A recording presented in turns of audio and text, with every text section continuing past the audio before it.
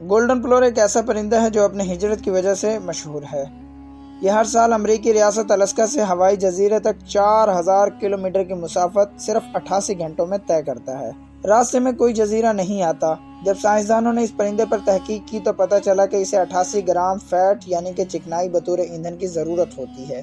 اس کے پاس صرف 70 گرام چکنائی بطور ایندھن موجود ہوتی ہے، اور ہونا یہ چاہیے کہ 800 کلومیٹر پہلے ہی یہ پرندہ اپنی منزل سے گر جائے۔ جواب جان کر آپ حیران رہ جائیں گے۔